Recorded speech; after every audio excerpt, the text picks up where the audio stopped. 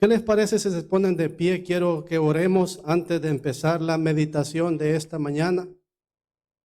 Vamos a dirigirnos a nuestro Dios a través de la oración. Inclinemos el rostro. Padre nuestro que estás en el cielo, Señor, santificado y glorificado sea tu nombre. Acá venimos nuevamente, Señor, delante de ti, pidiéndote, oh Padre, que perdones nuestros pecados. Señor, te suplicamos que la presencia de tu Santo Espíritu se haga real en esta reunión.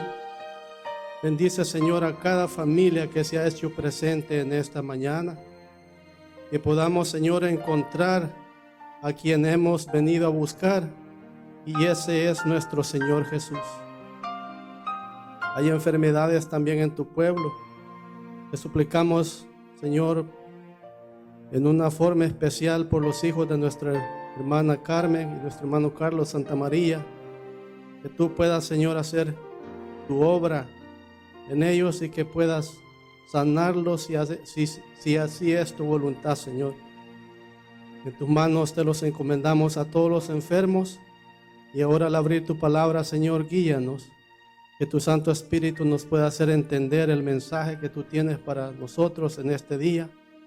Oramos y te lo pedimos en el nombre de Jesús. Amén. Muy bien, en esta mañana vamos a estudiar, hermanos, un tema bastante interesante. De por sí todos los temas son interesantes en la palabra de Dios. Pero en esta mañana yo quiero que vayamos a la lectura bíblica que tuvimos en el libro de Hechos, el capítulo 5, 40 y 42. Hechos capítulo 5, versículo 40 y 42.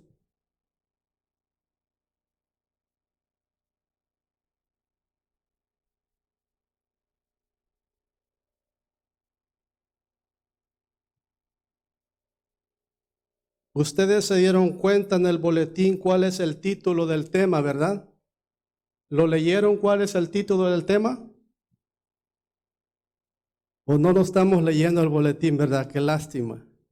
El propósito de Dios para su iglesia. ¿Ok? El propósito de Dios para su iglesia. Y vamos a dar inicio en esta mañana con la lectura bíblica que se realizó de Hechos 5, 40 al 42. ¿Ya lo tenemos todos? Amén. Hechos capítulo 5, versículo 40 al 42 dice, y convinieron con él. ¿Con quién dice que convinieron con él? ¿Quién? ¿Con quién? No. Convinieron con Gamaliel. Hermanos, aquí en la iglesia creciente, la iglesia primitiva, había una revolución que causaban 12 discípulos. Esos 12 discípulos, hermanos, sufrían de una manera extraordinaria. Estos 12 discípulos, hermanos, sufrían cárceles.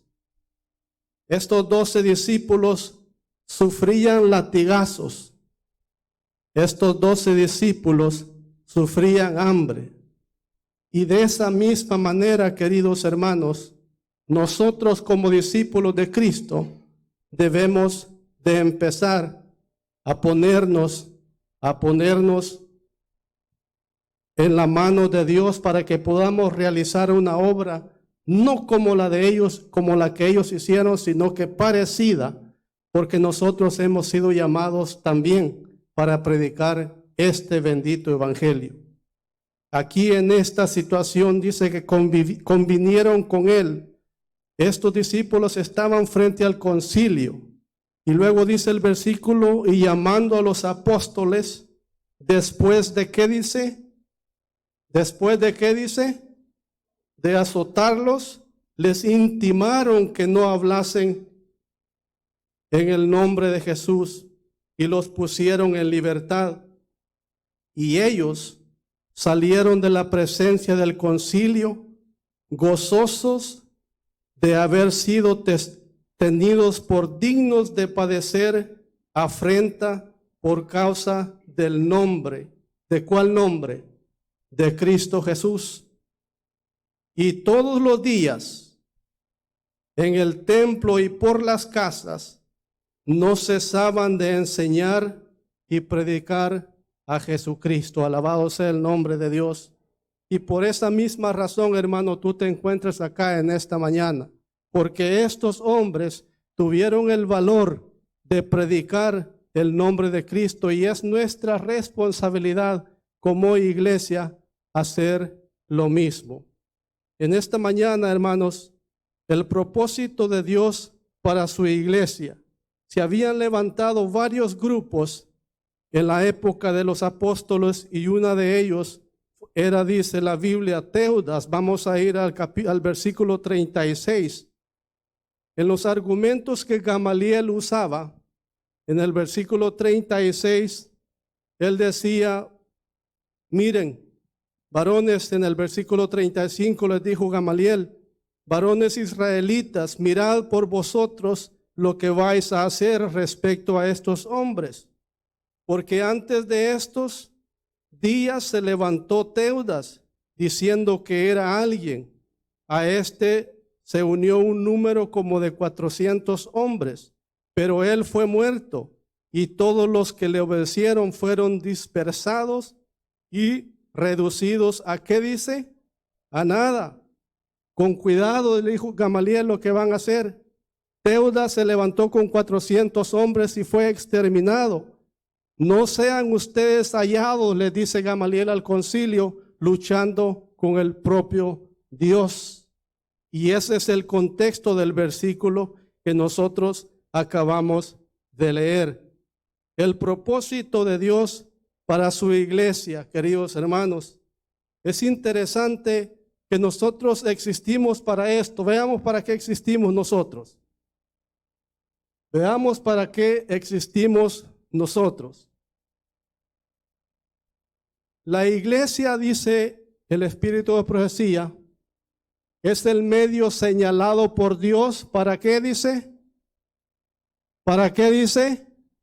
Para la salvación de los hombres, hermanos. No existimos nosotros para darnos el lujo, para lucirnos nosotros. No existimos para eso. Nosotros dice que hemos sido señalados por Dios para la salvación de los hombres. Fue organizada ¿para qué dice? ¿Para qué dice? Para servir. Y su misión, ¿qué es? Dice, es la de anunciar el evangelio al mundo. Es la de anunciar el evangelio al mundo. Desde el principio fue el plan de Dios que su iglesia reflejase al mundo su plenitud y suficiencia. Los miembros de la iglesia, los que han sido llamados de las tinieblas a su luz admirable, han de revelar ¿qué cosa? Han de revelar su gloria. Ese es, hermanos, nuestro trabajo. Ese es nuestro trabajo. Pero ¿qué gloria vamos nosotros a revelar? Dice. ¿La gloria de quién? ¿La gloria de quién vamos a revelar? La gloria de Dios. Pero hay un problema en esto.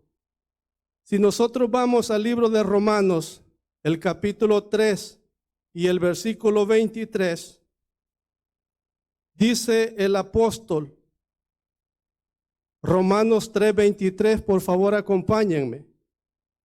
Romanos 3:23.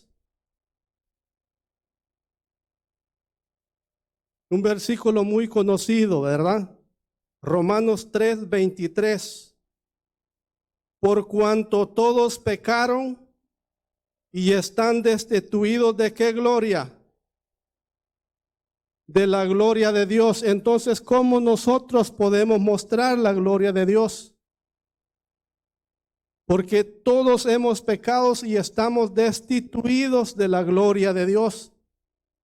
Hay una sola forma, queridos hermanos, cómo nosotros podemos mostrar la gloria de Dios. Y esa gloria que perdimos en el Génesis a la entrada del pecado, nos la vuelve a entregar nuestro Señor Jesús. ¿Dónde?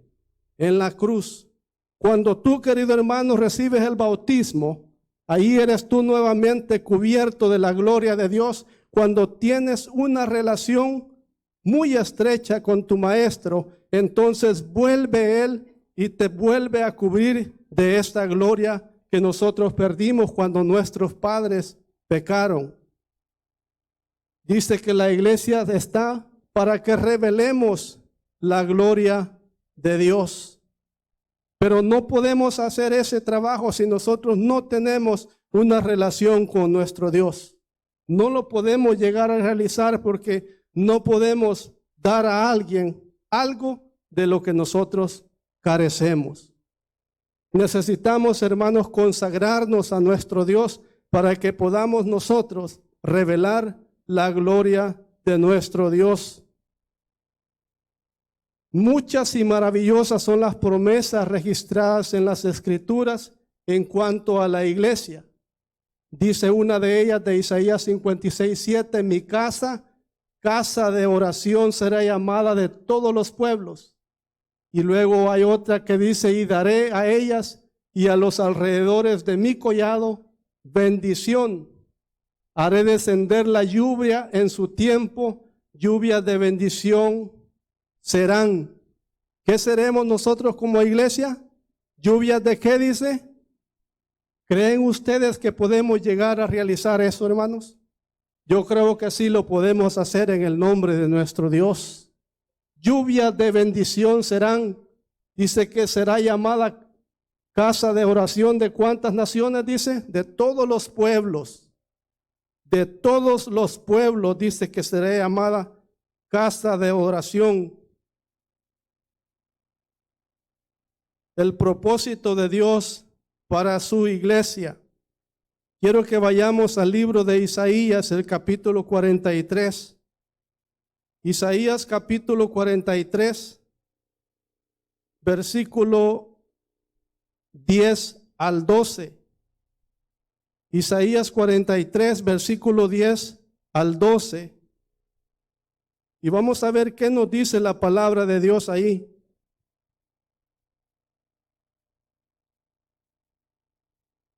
¿Ya lo tenemos listo? Leamos, lo dice, vosotros sois, ¿qué dice? Mis testigos, dice Jehová, y mi siervo que yo escogí para que me conozcáis y creáis y entendáis que yo mismo soy. Antes de mí no fue formado Dios, ni lo será después de mí. Yo Jehová, yo Jehová, y fuera de mí no hay quien salve. Yo anuncié y salvé, e hice oír, y no hubo entre vosotros Dios ajeno. Vosotros pues, ¿qué dice que somos? Testigos, dice Jehová, que yo soy Dios. Nosotros, hermanos, vemos a un grupo de creyentes en las calles casi 7 días a la semana y se llaman ¿cómo? Testigos de Jehová. Y nosotros somos también testigos de Jehová. Nosotros somos testigos de Jehová, dice el Señor Dios Todopoderoso.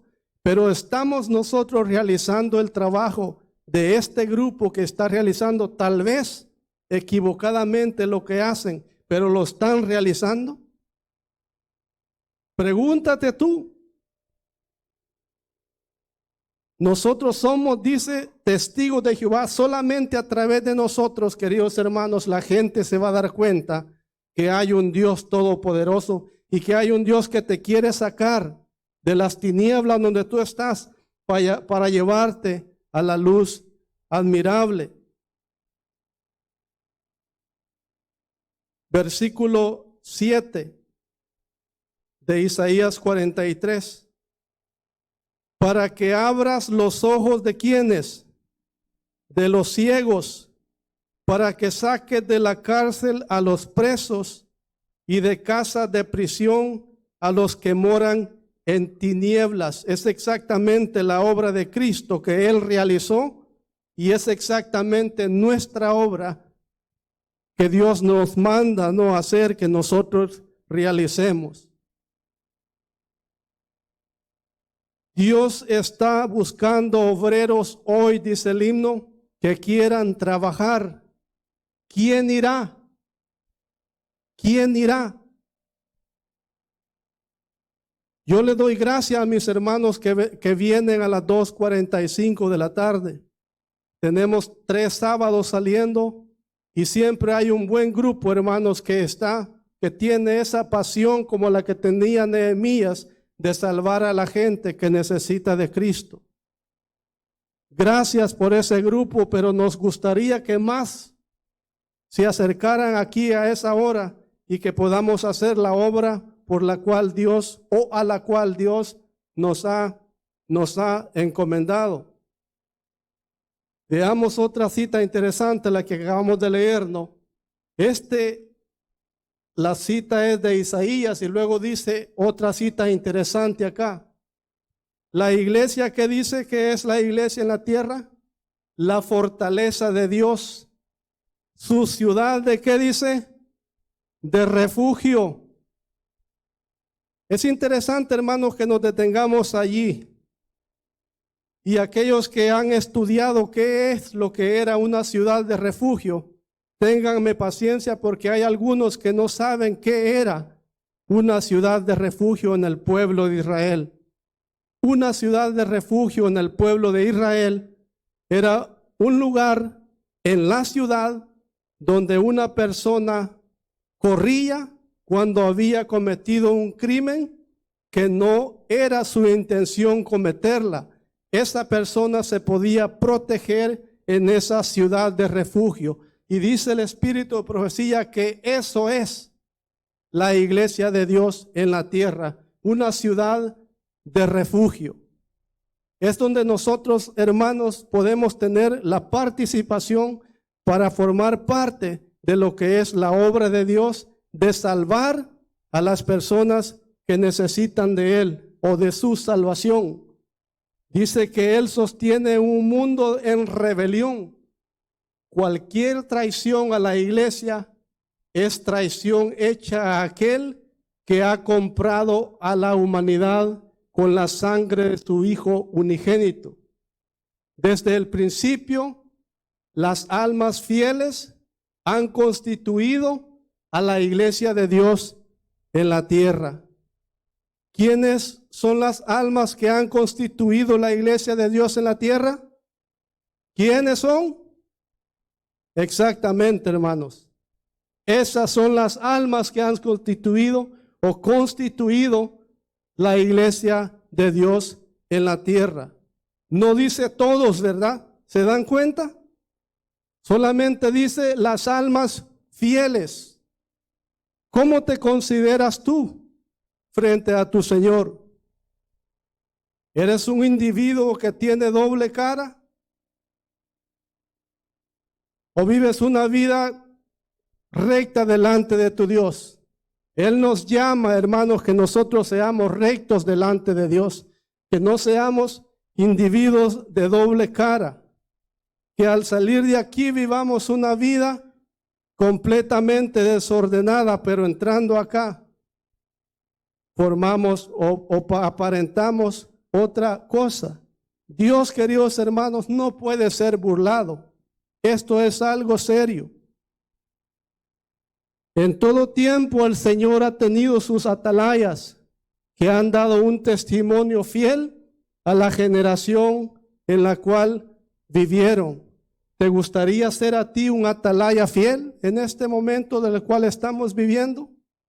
Amén. Me gustaría a mí ser un atalaya fiel en el momento en que nosotros estamos viviendo. En una ocasión Jesús se preguntó, ¿a qué compararemos el reino de los cielos? ¿O a qué lo haremos semejante? Y no existía, hermanos, en la tierra ningún reino con el cual Dios o Cristo podía comparar ese su reino. en el cual tú y yo estamos perteneciendo en este momento. No existía, porque todos regían con violencia y el reino de Dios se rige, hermanos, con el poder del Santo Espíritu. Y es interesante que quiero llevarlos a la parábola, porque cuando Cristo se preguntó, dijo, ¿a qué compararemos? Y dijo, ya sé a qué vamos a comparar el reino de Dios. Y le cita la parábola de la semilla de mostaza que vamos a ver enseguida en Marcos capítulo 4, y vamos a leer el versículo 30 al 32. ¿A qué hemos de comparar el reino de Dios?, se preguntó él. Marcos capítulo 4, versículo 30 al 32. Síganme por favor con la Biblia. Síganme con la Biblia. ¿A qué haremos semejante el reino de Dios, o con qué lo compararemos?, preguntaba Jesús. ¿Lo tenemos?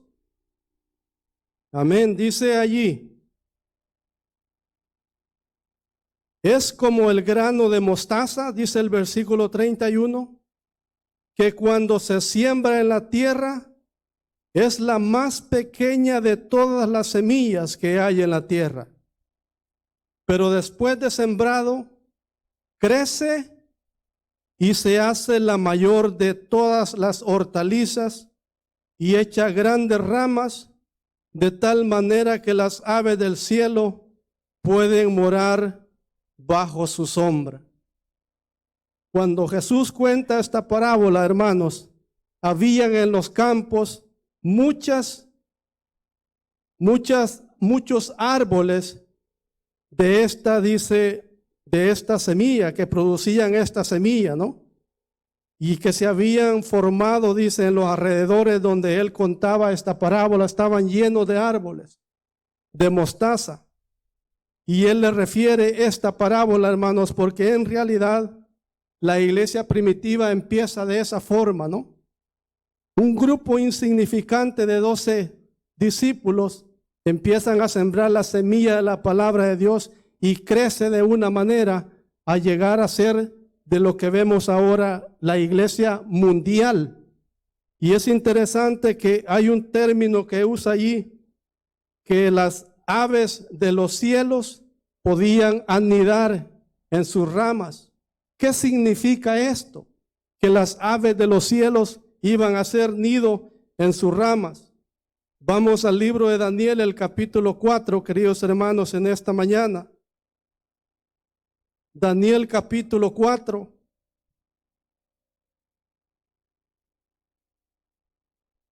Y vamos a leer exactamente el versículo 10 para darnos cuenta qué es lo que simboliza, hermanos, de que las aves del cielo iban a hacer nido en sus ramas.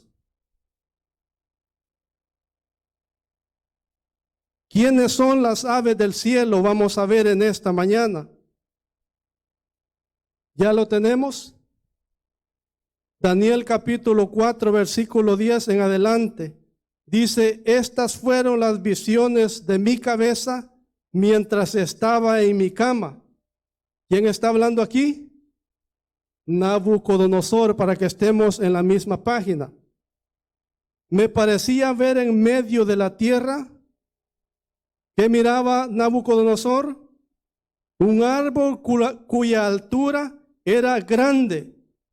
Crecía este árbol y se hacía fuerte, y su copa llegaba hasta el cielo, y se le alcanzaba a ver desde todos los confines de la tierra.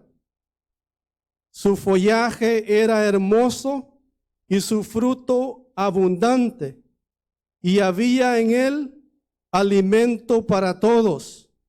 Debajo de él se ponían a la sombra las bestias del campo, y en las ramas hacían morada las aves del cielo, y se mantenía de él toda carne. Se mantenía de él toda carne, Y aquí usa la frase, hermanos, y en sus ramas, dice, hacía morada las aves del cielo. Qué interesante cita. Porque cuando la parábola de la semilla de mostaza dice que en las aves hacían su nido en las ramas, se está refiriendo a los súbditos. Cuando un rey conquistaba a los pueblos, a ellos este rey, les daba protección. Y es la misma forma como Dios, hermanos, quiere que seamos sus súbditos. Porque ¿quién va a proteger en este reino? Dios. Porque Él es nuestro rey. Qué interesante. La parábola de la semilla de mostaza es más poderosa de lo que nosotros nos podemos imaginar. Otra cita interesante. Dios escogió a Israel para que revelase ¿qué cosa? Su carácter a los hombres. Deseaba que fuesen como manantiales de salvación en el mundo. Que fuesen como manantiales de salvación en el mundo. Se les encomendaron los oráculos del cielo, la revelación de la voluntad de Dios. Qué interesante, miren, un manantial, hermanos, es una bendición para aquellos que han pasado por un lugar donde hay mucha falta de agua y se encuentran con un manantial que corre, donde todos nosotros y ese manantial podemos ser bendecidos por él.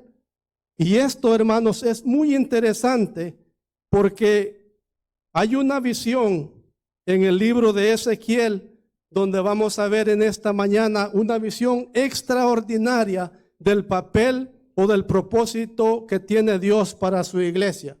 Y vamos a ir al capítulo 47 de Ezequiel. Ezequiel 47. Vamos a leer en esta mañana la obra que debemos de realizar como iglesia en Ezequiel capítulo 47.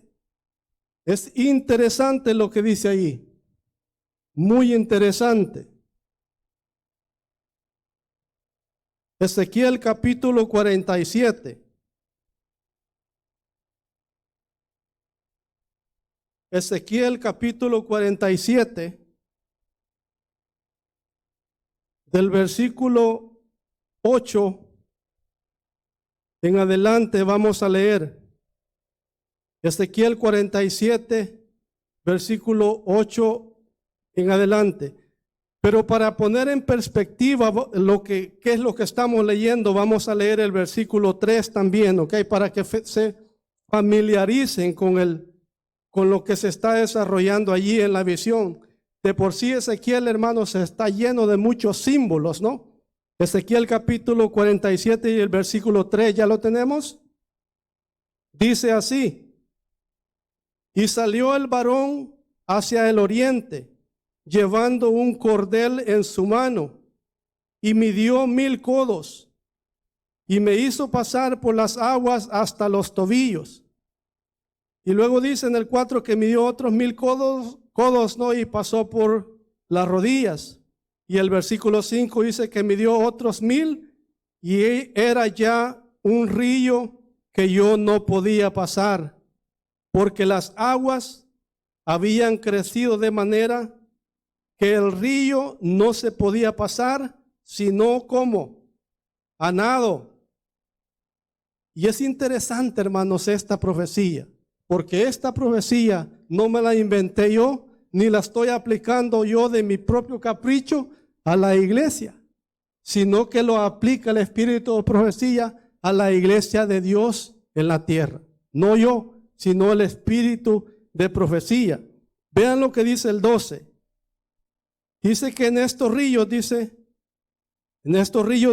el versículo del versículo 8 en adelante, y me dijo, dice el versículo 8 en adelante, y me dijo, estas aguas salen a la región del oriente y se descenderán al Arabá y entrarán, ¿dónde dice?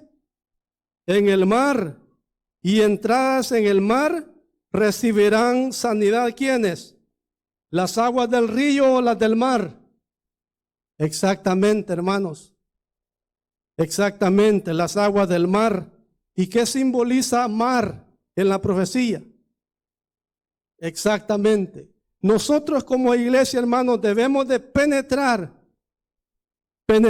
a ese mar, a esa muchedumbre, porque ¿se acuerdan en Apocalipsis que se tiene que predicar este evangelio a toda nación, tribu, lengua y pueblo? Y en la profecía de Ezequiel 47, nosotros como iglesia debemos de penetrar a ese mundo. Es bonito tener programas aquí en la iglesia, pero no hemos sido llamados para repetir y repetir y repetir todos los programas. Hemos sido llamados para salir y anunciar que nosotros adoramos a un Dios todopoderoso. Luego dice, y toda alma viviente que nadare por donde quiera que entrare en estos dos ríos, vivirá. Y habrá, ¿cuántos dice? Muchísimos peces por haber entrado allá estas aguas. Y recibirán sanidad y vivirá todo lo que entrare en este río. Eso somos nosotros, la iglesia. Somos manantiales de bendición, pero lo estamos llevando a cabo. Somos manantiales de bendición, pero lo estamos realizando.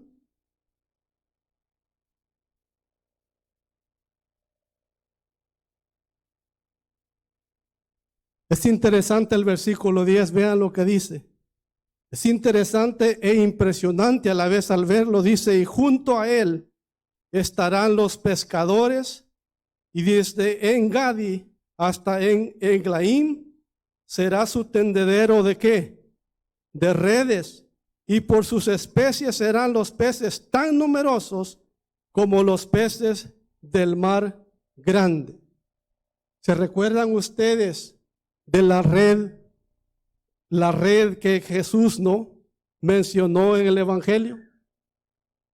Qué interesante, y es lo mismo que está aquí en la visión de Ezequiel, es lo mismo que está diciendo, dice el Espíritu Profecía, pero hay una clave extraordinaria. Y aquí, hermanos, depende toda la obra que Jesús quiere realizar con nosotros. Aquí está la clave. Y esa clave está en el versículo 12, miren, léanlo conmigo. Y junto al río, en la ribera, a uno y otro lado, crecerá toda clase de árboles frutales. Sus hojas nunca caerán, ni faltará su fruto. A su tiempo madurará, porque sus aguas salen ¿de dónde? Porque sus aguas salen ¿de dónde? ¿Dónde está el santuario en este momento? No, hermanos, miren, nosotros para poder ser bendición para otros, debemos de acercarnos en oración ¿a quién? A Jesús. Y para hacer esto, hermanos, debemos de entrar por fe al santuario celestial donde mora nuestro gran Salvador y protector nuestro. Cuando nosotros estemos llenos de esa relación, entonces nosotros podemos, al igual que este río, salir al mar que representa a la gente y poder ser una bendición. ¿Creen que se puede hacer? Yo creo que sí se puede, hermanos. Veamos esta otra cita que aparece aquí ella. A través de los siglos de persecución, lucha y tinieblas, Dios ha sostenido a su iglesia. Ni una nube ha caído sobre ella sin que Él hubiese hecho provisión. Ni una fuerza opositora se ha levantado para contrarrestar su obra, sin que Él lo hubiese previsto. Él es nuestro protector, hermanos, en esta obra, que no es fácil hacerla, porque Pablo experimentó por su propio cuerpo que no era fácil hacer esta obra. Pero es el mismo Espíritu que dotó a Pablo, que es el que está dispuesto para nosotros hoy. Es el mismo Espíritu y a través de él nosotros podemos hacer grandes cosas. Durante los siglos de tinieblas espirituales, la iglesia de Dios ha sido como una ciudad asentada, ¿dónde dice? En un monte. De siglo en siglo, a través de las generaciones sucesivas, las doctrinas puras del cielo se han desarrollado dentro de ella. Por débil e imperfecta que parezca, la iglesia es el objeto al cual Dios dedica en un sentido especial su suprema consideración. ¿Es el escenario de qué dice? ¿Es el escenario de qué la iglesia? Qué interesante. ¿Qué es un escenario? Pregunto yo en esta mañana, para que no se me vayan a dormir. Porque ya veo unos que dicen sí, sí, sí. Y otros que hablan inglés dicen yes, yes, yes. Pero, hermanos, ¿cuál es el escenario? ¿Qué es un escenario? Es el foco de atención, es el lugar principal de una obra o de un evento que se está realizando. La iglesia es el centro, es el escenario de su gracia. Pero esa gracia no quiere Dios que nos quede solo para nosotros. Esa gracia tiene que ser compartida a través de usted y a través de mí, dijeran, o de yo. ¿Ok? Debe ser compartida esa gracia. Dice, en el cual se deleita en revelar su poder para transformar los corazones. El propósito de Dios para su iglesia. ¿Es simple? Sí. Es simple cuando la persona está llena del Espíritu Santo. Podemos ser manantiales de bendición para los demás. Es maravillosa la obra que el Señor dice. Aquí es donde yo voy, de que lo de Isaías, lo de Ezequiel 47 no me lo inventé yo. La aplicación no me la inventé yo. Miren quién la inventó. Es maravillosa, dice ella, la obra que el Señor determina que sea realizada por su iglesia, a fin de que su nombre sea glorificado. Se da un cuadro de esta obra en la visión de Ezequiel del río de la salud. Esa profecía no me la inventé yo, eso ahí está. Pero ¿por qué no la habíamos descubierto? Yo no la había descubierto. Porque no estamos, hermanos, dedicando lo suficiente o el suficiente tiempo en el escudriñar, en el estudio de la Biblia. Pero cuando nosotros empezamos a hacerlo, Dios está dispuesto. Dios está dispuesto a darnos todo el cielo para la salvación de las almas. Hermanos, es interesante y es incomprensible el gran amor que Dios tiene para cada uno de nosotros. Ya vamos a ir terminando. Luego citaba ella la misma cita que yo les leí en la Biblia. Dice, desde el principio Dios ha obrado por medio de su pueblo para proporcionar bendición al mundo. Para la antigua nación egipcia, Dios hizo de José una fuente de vida mediante la integridad. Y es interesante, ¿verdad? José fue vendido, pero ese hombre, hermanos, se mantuvo tan íntegro al chocar con el pecado que Dios dijo, él dijo, ¿cómo yo puedo hacer algo así y pecar contra mi Dios? Integridad. Mediante la integridad de José fue preservada la vida de todo ese pueblo. Y mediante tu integridad, hermanos, tú salvarás muchas vidas. Muchas vidas, pero mientras tú te mantengas íntegro ante los ojos de Dios. Vamos a terminar con una cita interesante que está en Efesios capítulo 2. Efesios capítulo 2. Efesios capítulo 2, vamos a leer varios versículos para poder terminar la meditación de esta mañana.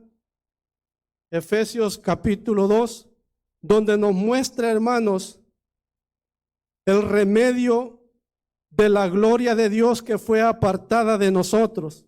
Efesios capítulo 2, Ya lo tenemos allí.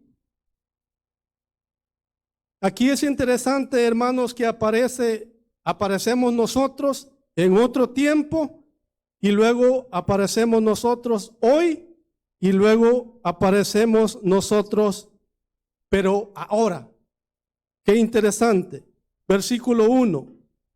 Aquí vamos a terminar, ¿ok? Vamos a terminar acá. Por favor, pongan atención allí lo que vamos leyendo porque aquí vamos a terminar. Dice, y Él os dio vida a vosotros cuando estabais muertos ¿en qué? En vuestros delitos y pecados. Aquí regresa la gloria de Dios al hombre. En los cuales anduvisteis, ¿dónde?